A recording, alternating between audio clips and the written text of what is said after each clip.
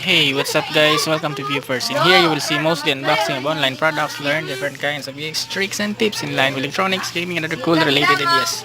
Today, tinry natin to lagay itong ito siya 4G PCI 6400 DDR2 800 for AMD daw siya na RAM kasi plano ko i-upgrade ito dahil yung dating RAM niya is yan lamang. So I installed 2 pieces of 4 gig RAM, kaso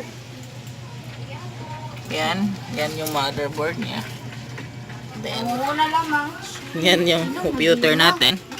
Then I try to check it in the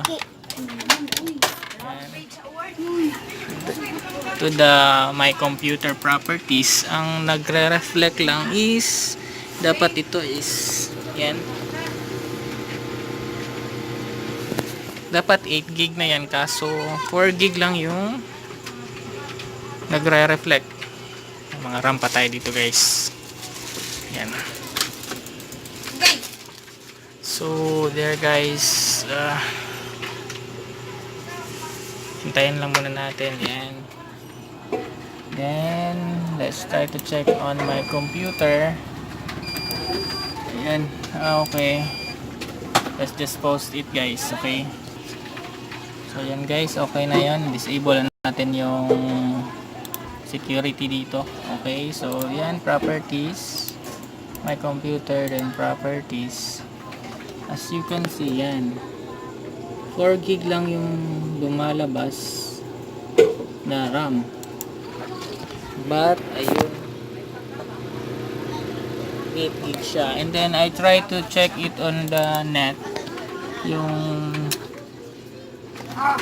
etong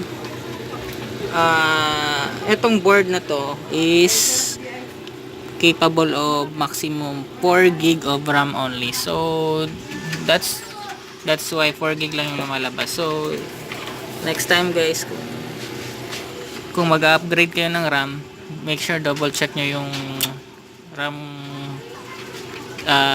RAM capability or something, maximum RAM na pwede mang ilalagay. Although 2 slots siya, pero yun nga, 4 gig lang. So that's all for now guys. Thank you for watching, and then don't forget to subscribe to my channel, Viewers. Okay, bye bye.